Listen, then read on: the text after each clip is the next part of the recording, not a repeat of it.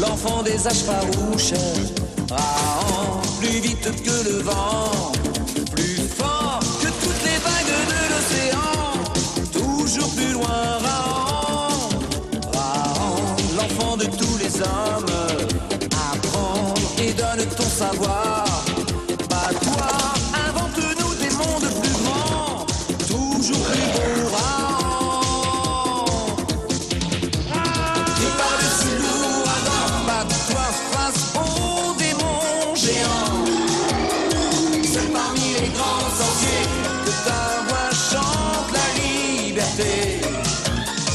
Crie l'horreur, la faim, le sang et l'oubli.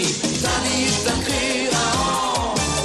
Rahan, oublie les temps farouches, la peur plus sombre que la nuit.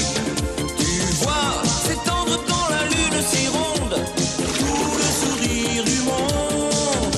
Rahan, si le soleil se cache là-bas, très loin dans sa tanière, descend profond sous les rayons du couchant, plonge dans sa lumière. Seul perdu dans la nature, tu te bats, fils des âges obscurs.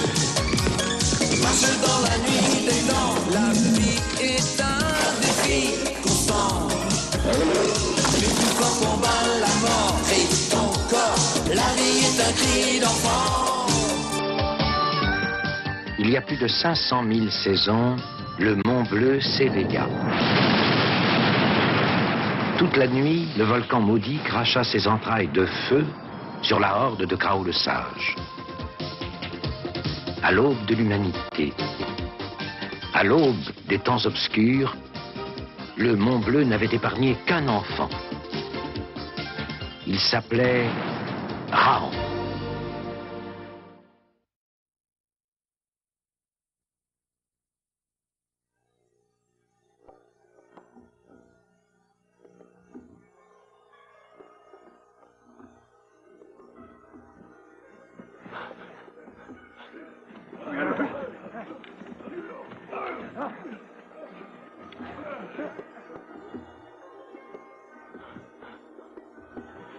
Oh, une falaise. Rahan est pris au piège.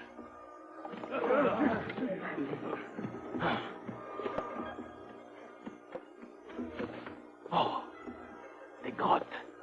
Peut-être traverse-t-elle la falaise.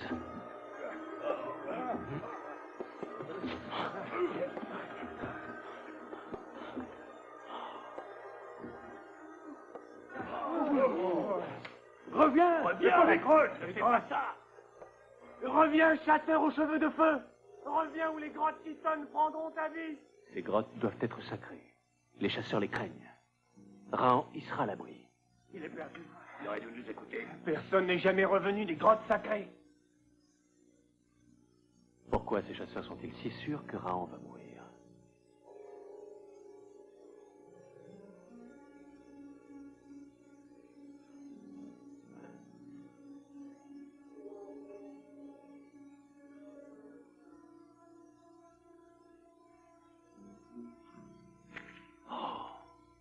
Cette grotte était si belle, remplie de cristaux lumineux. En quoi pouvait-elle être mortelle? Quelle pierre étrange.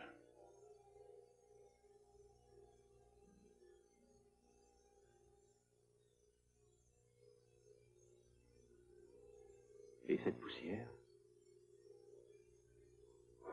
Un gorak. Il est tout près. Sortir serait trop dangereux.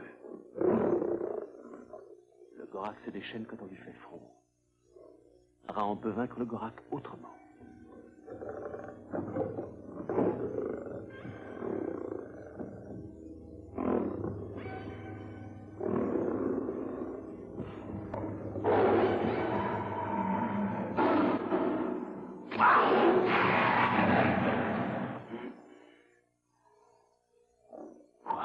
Rahan va faire un feu.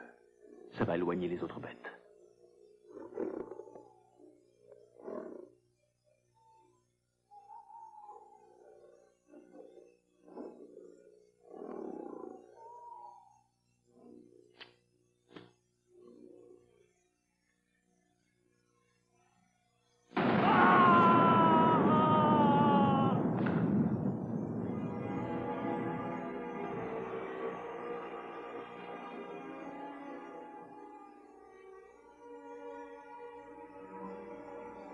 Regardez.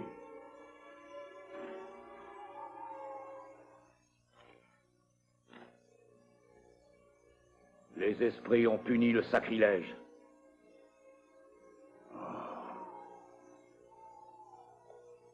Cheveux de Feu n'a pas rejoint le territoire des ombres.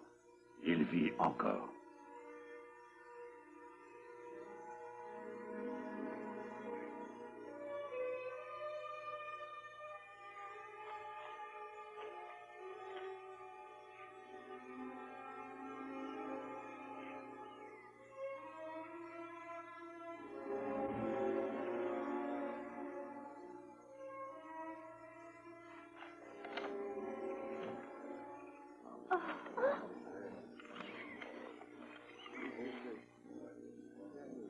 Il est mort? Je l'ai jamais vu. Wantai! Wantai, tu es revenu. Voilà le sacrilège, Kiara. Il est encore vivant. Vivant? Alors c'est un dieu. Pourquoi l'attacher? Non, Cheveux de Feu est un démon. Cheveux de Feu doit rester attaché. Un démon? Il a défié les esprits, et il est encore en vie. Si Cheveux de Feu est un démon, sa colère pourrait s'abattre sur notre clan. Onan doit le libérer.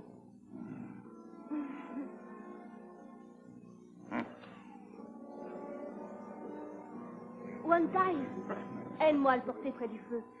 Il ne faut pas qu'il ait froid.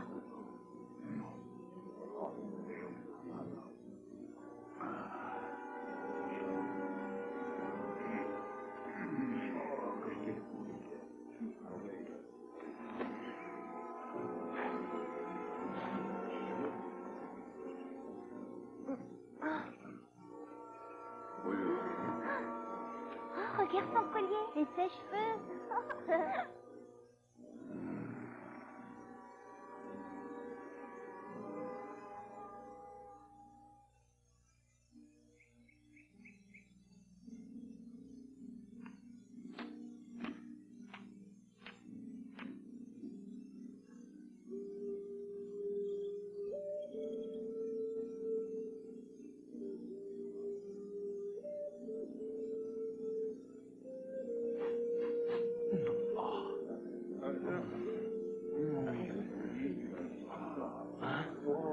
Cheveux de Feu est réveillé. Cheveux de Feu est réveillé. Le clan ne te pourchassait pas hier. Il voulait simplement te prévenir. Il ne faut pas s'approcher des grottes qui tonnent. Cheveux de Feu en a fait l'expérience. Raon ne comprend pas. Il s'est contenté de frapper les pierres à étincelles. C'était suffisant pour provoquer la colère de la grotte.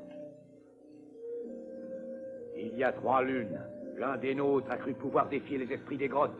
Il croyait qu'il suffisait d'éclairer les ténèbres pour en chasser les mauvais esprits. Il est mort déchiqueté. Nul ne peut défier les esprits. Cheveux de Feu devraient être châtiés pour avoir réveillé leur colère. Raon ne croit pas aux esprits. Alors, qui fait tonner les grottes? Le feu. C'est le feu qui fait tonner les grottes.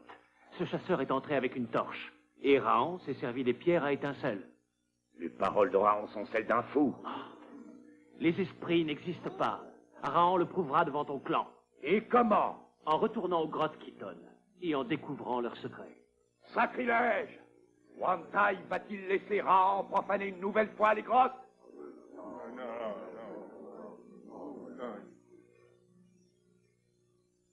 Pourquoi Onan craint-il tellement cette épreuve? Sa vie est-elle menacée? Le clan est-il menacé? Si les esprits existent, seul Raon rejoindra le territoire des ombres. Si Raon veut affronter les esprits des grottes, le clan salue son courage.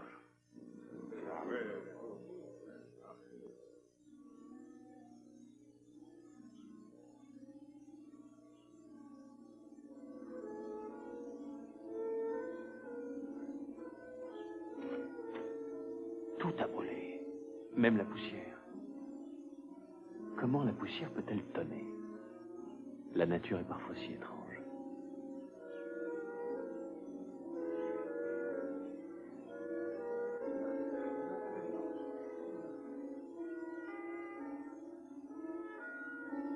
Peut-être la poudre blanche ou la poudre jaune.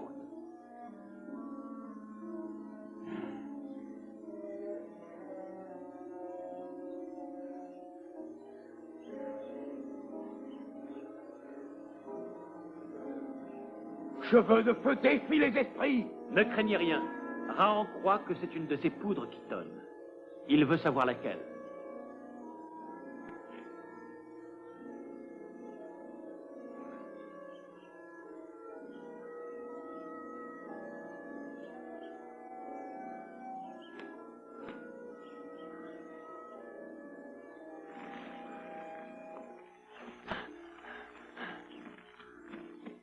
Onan va voir dans quoi se cachent ces mauvais esprits.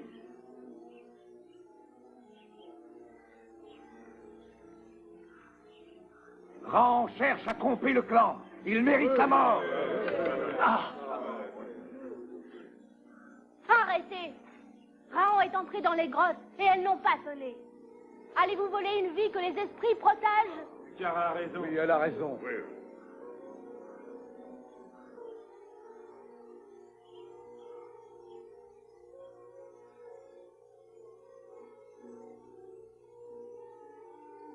Peut-être faut-il mélanger les poudres pour qu'elles tonnent.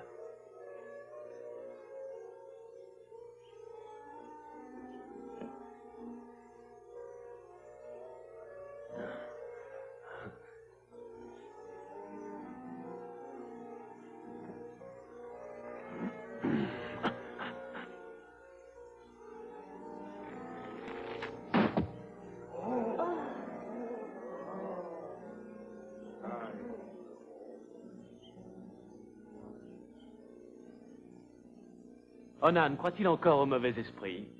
Sa poudre a brûlé, mais elle n'a pas tonné. Ceux qui marchent debout ne peuvent égaler les esprits. Onan a raison. Les esprits punissent de mort ceux qui essaient de les égaler. Wantai, si les grottes tonnent de façon aussi terrifiante, ça n'est pas parce qu'elles sont habitées par les esprits. Raon peut-il nous donner une autre raison? Oui, elle est toute simple. Les poudres sont en grande quantité dans les grottes. Elles tonnent parce qu'elles y sont emprisonnées. Si Raon veut défier les esprits, alors qu'il fasse tonner la poudre. Elle tonnera. Tu es fou, Onan. Ne l'écoute pas. Il t'envoie la mort. Raon ira. La poudre tonnera et Raon vivra.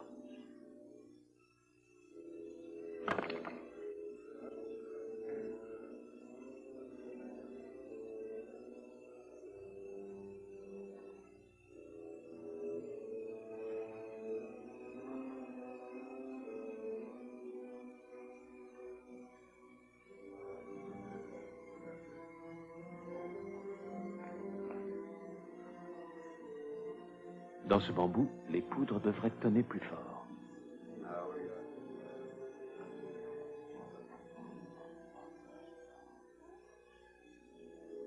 Éloignez-vous tous!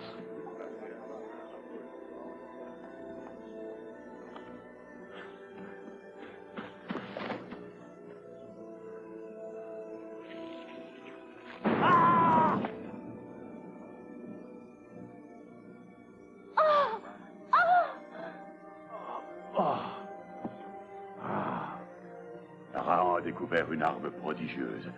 Même un dedans serait anéanti par un bambou qui tonne. Oh oui, Wantai, la chasse va devenir un vrai jeu d'enfant. Un jeu qui finira mal. Demain, Raon essaiera le bambou qui tonne. Un bandit sorcier.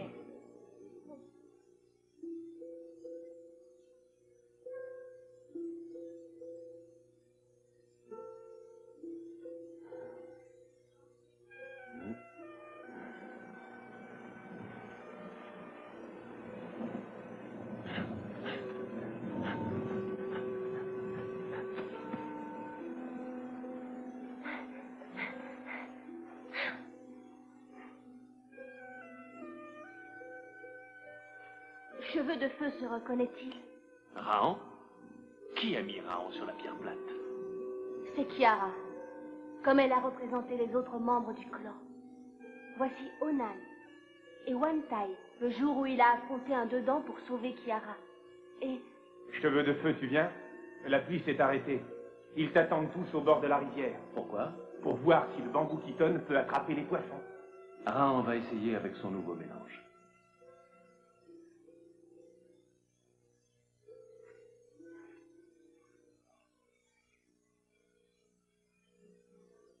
Voyons l'effet du bambou qui tonne.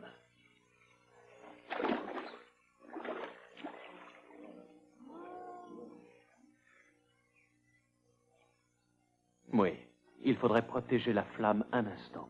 Un tout petit instant.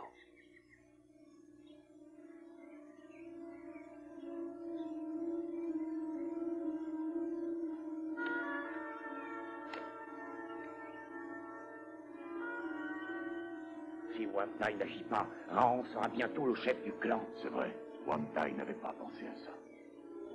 Cet autre bambou devrait protéger la flamme assez longtemps. Ah!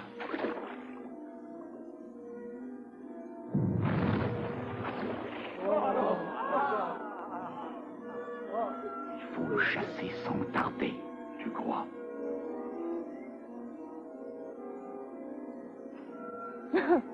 Écoutez-moi donc, ce chef. Honte à toi, Wantai.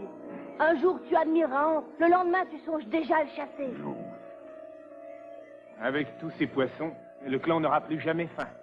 Les bambous qui tonnent tuent, sans distinction. Et quand ils auront pris toutes les vies de la rivière... La rivière mourra, elle aussi.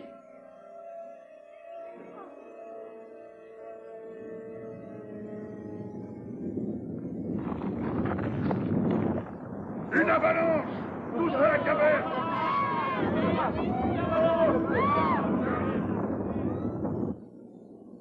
Encore une avalanche.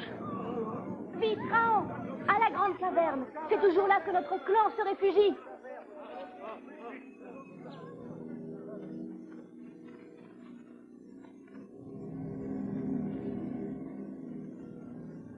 Nous ne reverrons plus jamais les nôtres.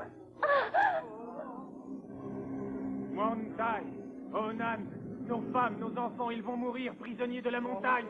Raon pourrait dégager l'entrée. Non, Raon ne veut plus se servir des bambous qui tonnent. Il ne s'agit pas de voler des vies, mais de les sauver.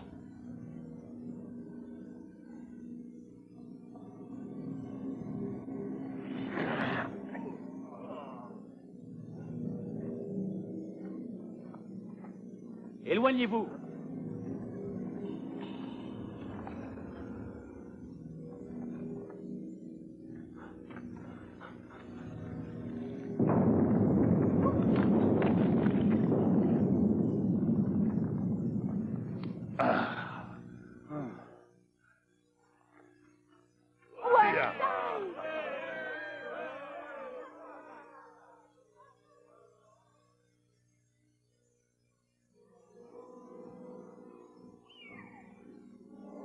Grâce au bambou qui tonne, notre clan est devenu tout puissant.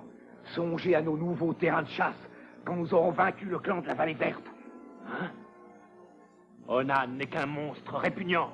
La poudre qui tonne ne doit pas être utilisée contre ceux qui marchent debout. Ta langue bavarde trop, Raon. Nos jeunes guerriers te l'arracheront.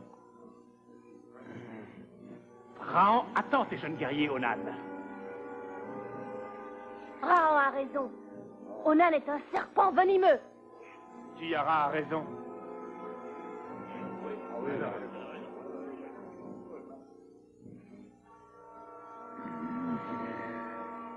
Quoi?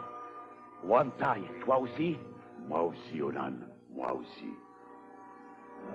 Wantai. Raon voulait seulement découvrir le secret des grottes. Un jour, Onan saura convaincre les jeunes guerriers. Et l'invention de Raon servira à tuer ceux qui marchent debout.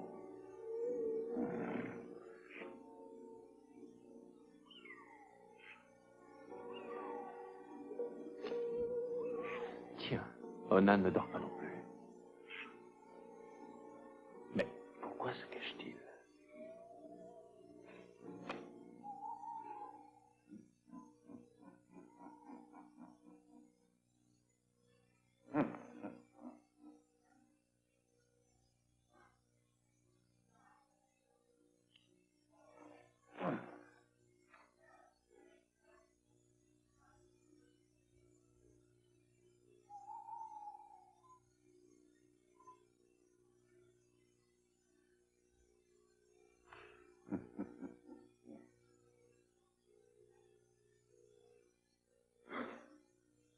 Onan n'a pas abandonné ses idées monstrueuses. Avec les bambous qui tonnent, Onan imposera sa loi. Ah! Ah! Ah!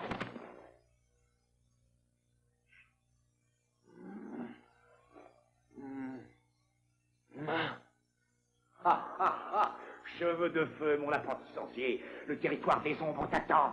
Ah!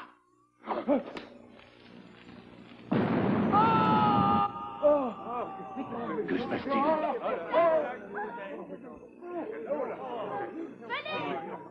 Raon n'aurait pas dû percer le secret des grottes. La poudre donne un trop grand pouvoir à ceux qui ont de mauvaises pensées. Pourquoi les grottes ont-elles tonné? Une seule grotte a tonné. Onan est mort, victime de sa folie, dans l'explosion des bambous qu'il préparait pour imposer sa loi. Donc il reste encore de la poudre dans les 3 grottes? 3 grottes, oui. 3 de trop. Onan avait vu juste. Pourquoi? Mais que fais-tu? Raon n'a pas assez réfléchi. En perçant le secret de la poudre qui tonne, Raon n'a fait que jouer les apprentis sorciers.